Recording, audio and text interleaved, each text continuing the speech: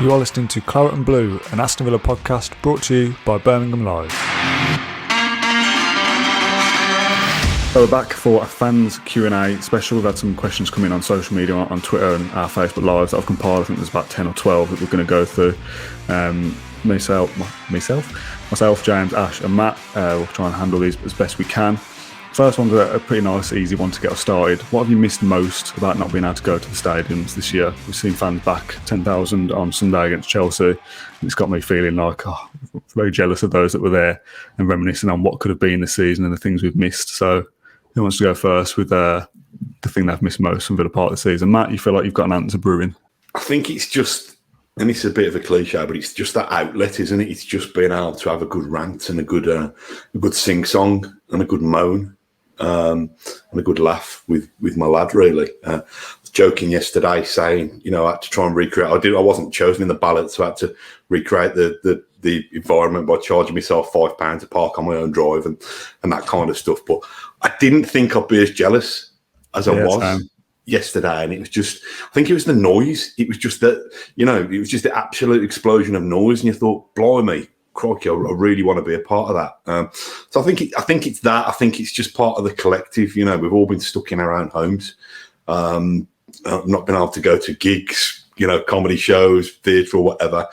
But more than that, we've not been able to go to Villa, which is the cathedral of all our social lives, really. So that, just missing having a sing song with me lad, I suppose. It's not the same in front of the telly, because he's head buried in his phone, and my wife will tell us to shut up if we get too carried away about what's going on. Just the collective experience, really. It's like the routine as well, going, like knowing that a match day I'm going to leave at this time and go out and see these people and go to this place and all share this experience together. The only thing I could think of as a more like honed in thing after Sunday is a goal celebration. Is what I've missed. I feel like I don't celebrate goals the same at home. Yeah. That'd be mental to jump around like you would at Villa Park in your bedroom or your living room or whatever. I also find that the way that I cover the games when I'm working is that I'm watching it on my laptop, so I'm usually behind anyway. For the amount of times this season I've had a notification on my phone that we've scored, and I've seen that before I've seen the goal go in, so I know it's coming. So I've missed like the natural release of an emotion when you score a goal. I've not seen Villa score a goal in person since the Wembley final against Man City. Samatta's diving header is the last goal I saw live, which is crazy. So that's what I missed, that release of emotion and hearing that noise go up and 40,000 in euphoria together. A bit more of a wordy football-related question here. I'm going to read it out. It says, Dean Smith prided himself earlier in the season by using the same 11 in every game, saying that players weren't exhausted, and Martin O'Neill used to do similar. There's consistent themes with February to April dip in form, COVID aside this season. As he gets more depth in the squad, do you think he'll change his views and rotate the squad better? I don't think he will. I don't think he likes to rotate too much. I know he has done this last couple of weeks, bringing the Camber in, but I think that's just down to Douglas Luiz needing some respite. And he always says you've got to earn your shirts, and that's his mantra. Hence, he didn't really change it up this season, has he? He loves McGinn in there. He's got his favourites, and I think he'll be similar next season. I really do.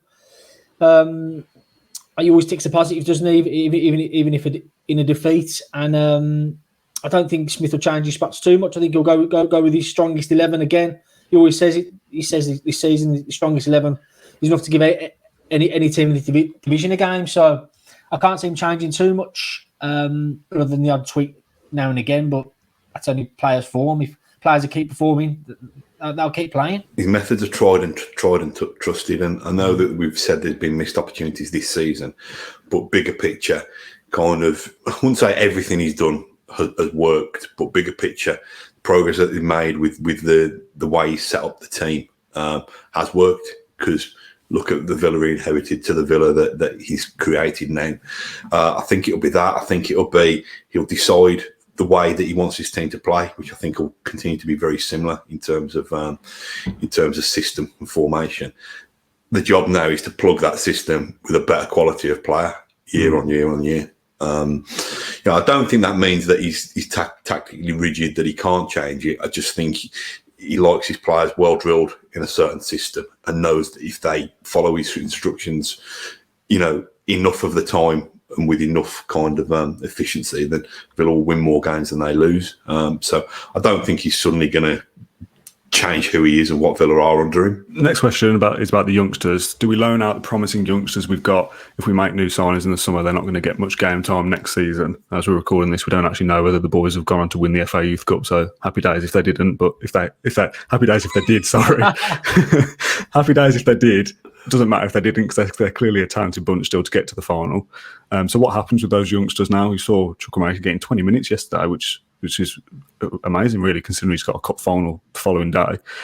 So are they trusted enough to be around the squad next season, or will they benefit from a loan somewhere, do we think? I think they'll be given pre-season, similar to Jacob Ramsey. I think he was heading out the door up until he had a couple of good games in the Carabao Cup, and Dean Smith said, you know what, we're going to keep you around. We're going to keep you around, McGinn and Grealish and Barkley and whatnot, and you can develop that way. And he soon got his chance away at Wolves, was it? And Abraham was dropped and took his chance, didn't he? And he hasn't looked back. So I think they'll make a decision late on them. Ramsey's 19, though. Chukwuemeka's a 17. Well, like you say, what's his 23s football going to do for you now? That they've been there and done it, haven't they?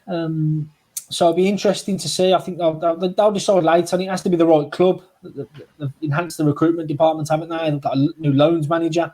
Jedinak's got a hand in that as well. Yeah. And they'll have a look at the best available options. Yeah, interesting to see what they do with Louis Barry as well. Because he's not getting a look in the first team yet. Will he have another year with the 23s, or will he head out? I mean, Matt watched Jack Grealish at Notts County. It didn't do him any harm, did it, Matt? But I'm just trying to scratch my head, Ash, and think of the players who have emerged through the first team from the academy and actually emerged to play regularly. Is there anybody who's not gone out on loan? And I suppose, we know Gabby went out on loan the yonks ago to Watford and Sheffield Wednesday. Don't think he did particularly well. No. But Jack obviously went to Notts County. Jacob Ramsey, the example he said, was at Doncaster. I suppose the only ones who didn't were the likes. So I'm not sure whether all Brighton went out on loan before we got into the Villa squad, and Kieran Clark, I don't think, went out on loan when there was that batch of players coming through. I think it's important. I do. I think it's important for them to play for a cause and to, almost play for a cause outside of the glare of Villa Park. It's difficult to kind of make an impact on that Premier League scene for a demanding football club like Aston Villa. I'm not saying it's any less demanding for the fan base of whichever club you join on loan, but I just think it could be the making of some of the kids. I'd love to see Louis Barry 10 minutes, 15 minutes off the bench for Villa in the Premier League, but I'd also like to see what he's capable of in a kind of top League One, lower Championship club for a season. Really kind of getting that experience under his belt. But like I said, Ash, I think that seems to be a shrewd strategy from Dean Smith to see how get them immersed in the group around pre-season, see how they react, and then make a judgment call on the back of that. I suppose it's not a one-size-fits-all thing, is it, for players either? Some might benefit from a loan, some might benefit from sticking around and playing youth football for another season or so. You've also got the argument of Villa have got world-class facilities, whereas a League One side wouldn't. So I think you're right with the one size doesn't fit all, because Jacob Ramsey, I mean, he could have played every game this season for a club in the Championship, but arguably, I know his performances haven't been excellent this season, but his development would have benefited more from his performances at Villa. Same with Chukwuemeka, that there's room for these players now. Even if a new midfielder's bought, there's room for him to kind of be included. Whereas, Dom Revan, how is he going to get past Courtney Hawes? How is he going to get past Ezri Konsa? How is he going to get past Tyrone Mings to get that position he needs? And he went out to Weymouth and saw him against Notts County, and he was there laying the boot into senior pros. So, that it depends what situation you're in. Some your Jacob Ramseys, your Aaron Ramsey, probably going to have more of a chance, even in a crowded midfield, than positions that just don't get changed, like the defence. So we'll see. So we'll come back to a few more outgoings later, but they've kind of tied into the Tammy Abraham question that we get every single week. People asking, would we like to see Tammy next season? I know now in the season debrief, James, you mentioned that, do we need him? So I suppose a little bit more development on that question is, does he fit into this squad? Tammy Abraham, is he a sign that Villa will go for? How much would he cost?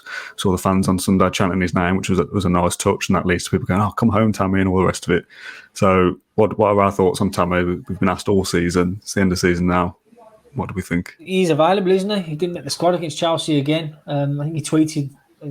Someone showed him a clip of the footage, and he said, "Thanks for that," and stuff. And Villa holds a dear place in his heart. I think I think his representatives will probably want to make that move. I mean, whether Villa want to go back on old ground. I mean, he's still so young, isn't he? He's still got development to do. But I think as that ship sailed now, I'm not sure.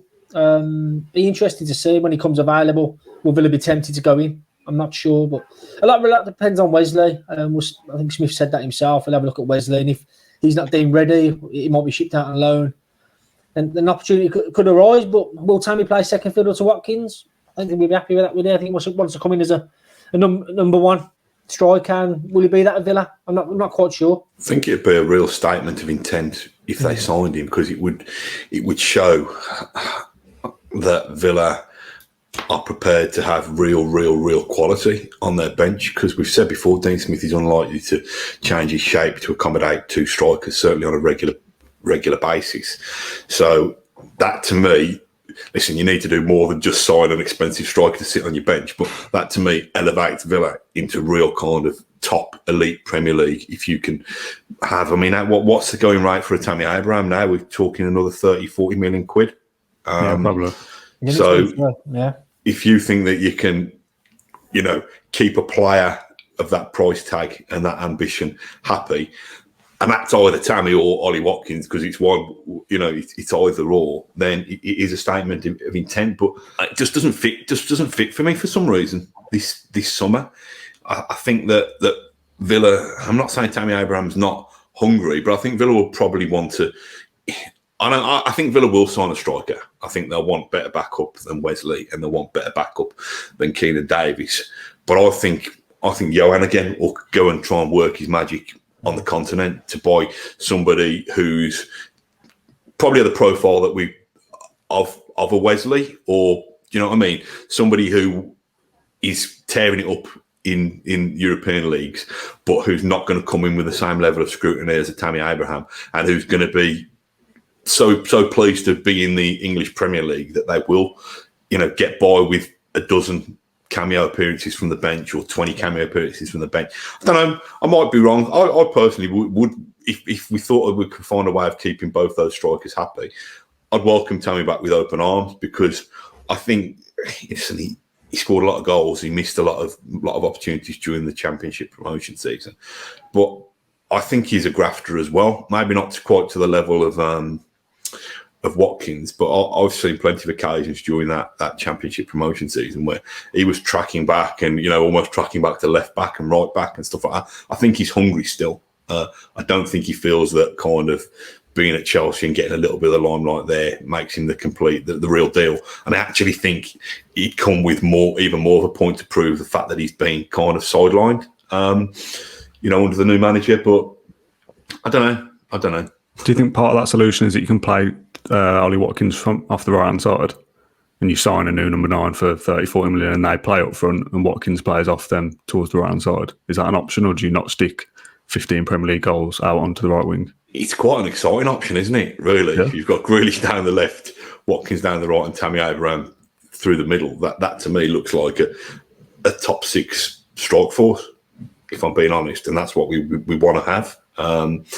So it's a possibility. It's possible. I think, like James says, probably a little bit harsh on Watkins because he's earned the right to play as a Premier League centre forward. But like we've all said, Watkins is of the personality and character that if he's in that team and contributing every week, I'm sure whether he plays wide right or whether he plays down the centre, he'd just be glad to be involved in continuing Villa's development. The follow-up question that we had earlier to that then is, if we all agree that Villa are going to sign a striker, whether it's a starting one or somebody to add to the squad, what happens to Wesley and Keenan Davis then? I think, like Ash said, loaned out. It's going to be a big summer. I know every summer is a big summer for every club, but for Wesley, it seems quite pivotal after coming off that injury, getting a few minutes here and there. He needs to be playing football a lot next season to continue his development because he's still, at quite a young age. So I can't see how he would get past Watkins to get that start, let alone Keenan Davis. And Keenan, in Wesley's first season, Keenan Davis knocked him out of the team. So massive season for Wesley, massive summer for Keenan Davis as well. I think loan moves on the cards if we get a striker. But I think one of Wesley and Keenan Davis will stick around to be third choice striker, and more likely Davis than Wesley. So guess we have to wait and see. Any further thoughts from you two on Davis and Wesley? Nah. Fair enough. Question on summer recruitment we had was quantity versus quality for the new signings, and whether it's better to have 3 players who cost, say, 40 to 50 million each, or 6 or 7 players at 15 to 20 million, and you bolster the squad a bit further, similar to pretty much the first transfer window back in the Premier League. Not that we signed 11 players, but players of a lower value, but more of them. Or somewhere like the window we've just seen where we signed 4 players for a higher price tag. A couple of reports are coming already, haven't they? They've sent scouts to Bordeaux to watch Zakani, who's the Algerian. Similar mold to Trezeguet.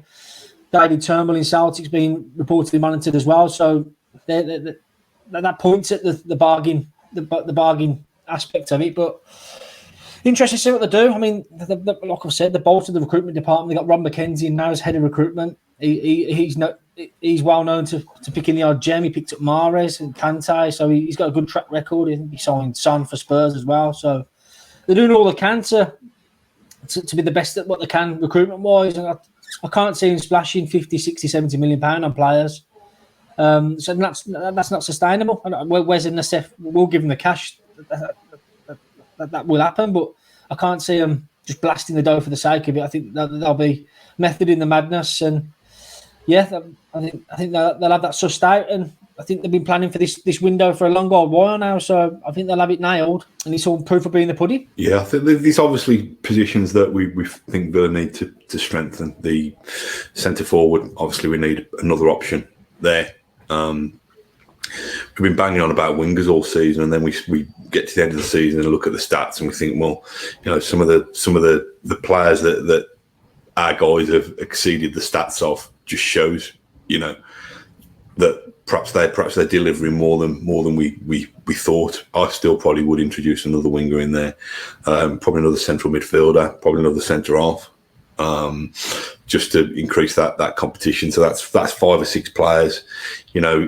Are we in a place now where we think Villa do need to spend 100 million plus every summer? It's hard, isn't it? Because they've made that big significant step there's 2 significant steps from getting into the Premier League and then consolidating the Premier League. Everything now, until you get in that kind of Champions League, elite, everything now you're on about spending massive money just for kind of very small incremental gains. And, we run by sensible businessmen, and they'll think, well, yeah, we do want to crack that Champions League, but do we think that this is the summer to crack it? Or do we think that it's slightly kind of evolving each season?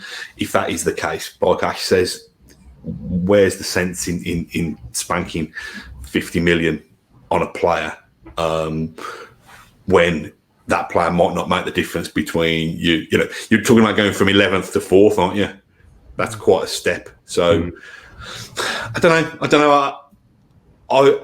I'm really, really pleased with the model that they've followed so far in terms of this kind of the profile of the players that they're looking for. This, we've heard young and hungry during the Lambert era, and it backfired a little bit. Although, to be fair, back then the likes of Matt Loughton and Ashley Westwood did still go on to become Premier League players, but during the Lambert era, and I'm harking back now, during the Lambert era, they ripped that up after a season and went for experienced and went continental. I think the good thing about Villa is they've found a formula that works. I don't think they're going to deviate from it massively. So it's interesting what Ash says about them still kind of looking in the bargain basement, but doing it with somebody who's got a really real keen eye for spotting those absolute diamonds and turning, selling them, buying them fairly, economically, if you like, but turning them into proper valuable assets. The perfect follow-up to that then is, how far away do you think we are from cracking into that European elite? You said top 4 there. Let's bring the expectations down to Europa League first and foremost before we start talking about the Champions League. At one point when we were out of the Premier League and in the Championship and faffing about doing nothing, finishing mid-table Championship, I thought we were miles away from getting back into Europe, like 10, 15 years, and it might still be that before Villa even get back up there. But we've come back up, we've finished mid-table now on 55 points. If Villa gets 65 next season, which isn't impossible. We've dropped a lot of points this season. I know people say, "Oh, we've gained points when we shouldn't" as well. But Villa weren't miles off it this season. If we were slightly less than awful from January to April, we could have done it this season if we'd had Jack in there as well.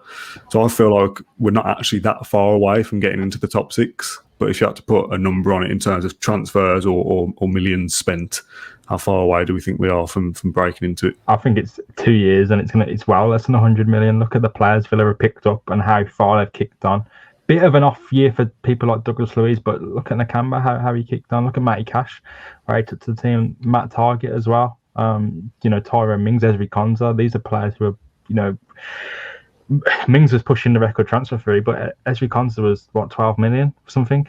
15 at max. That's nothing. Villa are finding quality and making other teams pay for it, pretty much like how Brentford are doing to Villa every summer, and how Norwich might do it this summer. Villa have got whatever they've done to the recruitment team, with Rob McKenzie. We haven't even seen the best of it yet, and the best is yet to come. For me, they've bridged that gap, haven't they? I made reference to this with the big teams. I mean, this get hammered by Chelsea 8-0, Liverpool 6-0, and the gap was quite massive, wasn't it, over the last few years in the Premier League? And done a double over after this season. They beat Tottenham comfortably last week, and the big teams are fearing playing Villa now. So I think they're back up there in terms of that regard. And I think, like James says, next 2 years it's going to be a good one, and I can see them kicking on big time, and just goes to show that Super League nonsense was nonsense. I think they look to be challenging your Leicesters and whatnot, and be roll up there again and be that force everyone knows they are. So probably get a bit excited and a bit ahead of myself there, but I've seen it this season, the way they've turned over the big boys, and more to come, I think. I mean, that squad Villa have got, they've got the star man in Grealish, Watkins up front. I mean, they've got loads of players who teams are envying at the moment, so they'll look to add to that and roll on. I think that it all points to a really good positive season next season as well. So who knows? Have you got a dose of pessimism, Matt, to equal it out? It's weird, This is probably the scary thing, that I always expect the rug to be pulled and Villa to, flirt with success and then it to all end up in disappointment. I've got a good feeling about this, which probably will jinx it even more. I just think throughout the key roles in the football club at the moment, we seem to have people who we could trust. We've got a manager. Oh, listen, not kind of pro Dean for the sake of being pro Dean for the fact that he's delivered on his objectives season on season, but he's a rational, sensible head in a mad kind of comedy kind of circus world of the Premier League. Likewise, we've got a CEO whose head is screwed on. Seems to want to represent the football club, the traditions that it stands for, as well as represent his bosses, the owners who again have come in and not interfered, but have been able to provide support where needed. We've seemed to have, and it's early days, but we seem to have a recruitment department that is again fit for purpose, and he's making good, solid recommendations and getting more right than wrong. And we've got some quality players. Potentially, we had three players play for England this season, all of a good age that could go on and represent the club and the country for several years. And around them, we're assembling a good kind of supporting cast, if you like. So, when even a kind of battered down old cynic like me is feeling excited and confident about the future, that just shows the transformation that the football club's undergone in the space of what we're talking 3 years now. So, you're not going to get me to do it, Dan. I'm not going to say anything negative. I'm buzzing. I just want to be back in there and doing my bit next season if I can. What do you define as success for next season? I think me and Ash, we might have talked about this on our Facebook Live at some point throughout the previous season, I guess we call it now. What counts as success? Is it anything higher than 11th? Is it a trophy win? Do you have to get into the top 6 to say it's successful? Smith was asked that after Chelsea, what's success next season? Then he didn't really want to put a position on it. He just said progression again. So it's got to be higher than 11th, hasn't it? That's fact. Finish below that, you haven't done too well. So I think, just carry on, and if we can sneak a cup win, that'd be unreal. But finishing much higher and kicking on again. I think if you I'd finish 10th on 56 points. and that'd be progress, providing we win the FA Cup. I've got jealous by seeing Leicester win the FA Cup. I know their season ended with a bit of disappointment yesterday when they missed out on Champions League. I want to see this project grow and grow and grow, and I don't want anything to knock it off track, because I think the mate Neil Moxley, who works for the Mirror, he tweeted something about Wolves yesterday, about Wolves getting rid of Nuno, saying that problems can find you in football without you looking for them yourself. So I've just outlined all the good people and the good responsible people we've got in this football club now, and I know how demanding and how of the moment football is. I don't want anything to blow us off course that says, oh, let's get rid of Dean Smith, let's get rid of the scouting team, let's get, I want us to try and kind of build consistently and see where that takes us. So, and I know for that to happen, the only way you're going to do that with any fan base is to keep moving forward. To me, it doesn't matter what kind of increments you move forward in. Like I said, a point and a place would do. Just I want to stay invested in this project. God, that sounds like a CEO thing. It's working. So why, even if you don't jump up to 6th next season, if you make progress, why would you think it's not working? Any kind of progress, fighting for a cup final. Can you finish on 57 points and beat Man City? Can you get a striker scoring over 20 goals for Villa? Can you compete for those cups? But realistically, it is about finishing top 10 and fighting for those European positions. It's crowded. Villa have got no right to just go, right, we spent another 100 million. Let's finish 7th, because West Ham and Everton have really picked up. Leicester have found their place at the top of the table now. So Villa haven't got just a right now just to take it. They've got to fight for it again next season. They've got to turn up from day one and fight for it. But the progress that we've made shows that we've got the right people, not just back in the club, but on the pitch as well, to fight and lead the club forward. So yeah, any kind of progress has to be a massive positive. And I know we would all be disappointed if that's just 1 point, but it's a long way away from where we were. And my mindset is we're only going to seemingly go forward from here, which is a really positive thing. There's a couple of Jack Grealish questions coming up, and I'm sure we can bat one away pretty easily. To be fair, there's been a few people that have asked this because of Villa haven't gone to Europe, blah, blah, blah. I'm sure we can all bat it away with one answer. First of all, is Jack Grealish going to leave this summer? Joining Arsenal, Anna. Well, that's what Arsenal fans think, yeah. There's no chances there. You better bloody not. I know that rips up the last 10 minutes of podcast about the project, doesn't it? If Grealish departs this season. I've just made him my player of the season just just to get him to stay.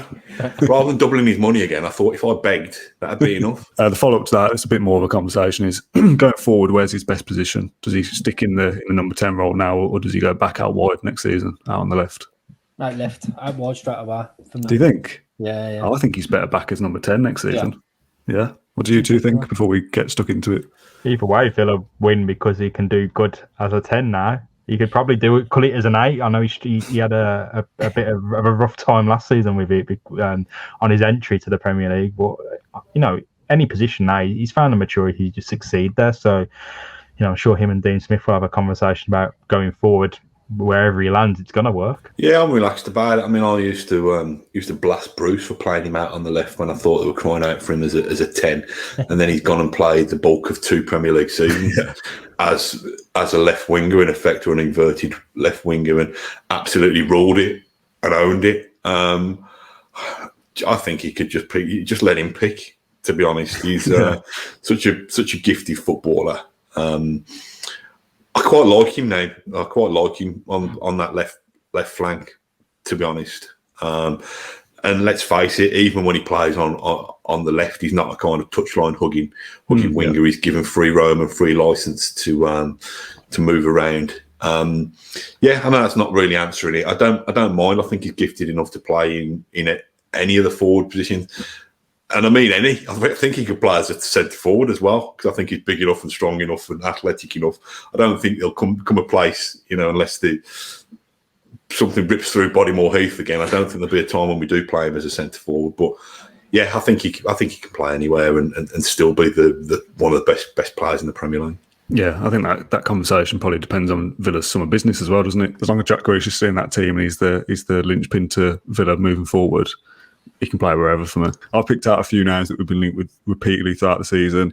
You got, is it Berge or is it Berg from Sheffield United? What's the pronunciation? I'd have said Call him Berge. whatever he wants if he costs as much as he's going to cost. Sander Berge is not for 40 million though. Cantwell, Buendia, Abraham, Pereira from Albion, and Edouard from Celtic. They're the 6 names or so that seem to be doing the rounds. Just quickly, Ash, any of those that you'd prefer, or what's the likelihood of us going out and spending 40 odd million on these players? I'll get Pereira. He jumps out straight away to me. I think he's one that can be got. I watched him last week against the Albion, and he stand out again. So I think he scored more than Grealish did in last season, in his first season. And Villa survived and Albion had gone down, which says a lot, really. Pereira doing it for a really struggling Albion side, and really like him. He fits the bill. Young player, and playing a number of positions across the front three as well. So I'd have Pereira any day of the week. It seems to be a position Villa would want to invest in, on the wings and out wide, and play in the middle. It's like Jack Grealish, you just play wherever he wants because he's that good. Did it though for a really poor Albion team that had that dysfunction of switching philosophy mid-season. I think Bilic kind of let him do whatever he wants, whereas Big Sam was a bit more regimented in his approach. Worked both ways for him. He looked fantastic. He's a real gifted footballer, and if Villa can land their hands on him, that'd be perfect for me. It's a stupid classic Claret and Blue waffle one that we had on Twitter, I think it was last night. It just made me laugh. So I hope you've got an answer prepared. If the 2020-21 season was a cheese, what type of cheese would it be? I've been giving this some thought. I'm glad you came to me with this rather than the transfer one. It's a bit. Do you know the Kraft cheese singles that you get in the little plastic? Because it's done a job. It's filled the gap, but it's been artificial, and it's been like that, hasn't it? Do you know what I mean? I don't mind those cheese singles, but if I had a choice between that and some proper cheese, like I don't know, some cheddar or some red Leicester or whatever, I'd go with that. But it's been tasty enough. But it's like I said, it's an artificial replacement for something more substantial. Is that fair enough or not? I don't know. It is fair enough, but I like that your classic like black country man, like man down the pub analysis of that is that like proper cheese is red Leicester. I'm struggling for cheese. I was going to go a bit kind of brie and camembert, but I'm a man of the people. Mine would be vegan cheese. It's got a cheese, as it's called. It's got a cult following, a bit of an intense cult following, a bit of a passionate cult following. And it stinks the house out sometimes, but it could be the future. Nice. That's a good answer. I feel like you're too much of a dignified journalist, Ash, to take part in the conversation. So my number 10 Downing Street joke didn't go down well.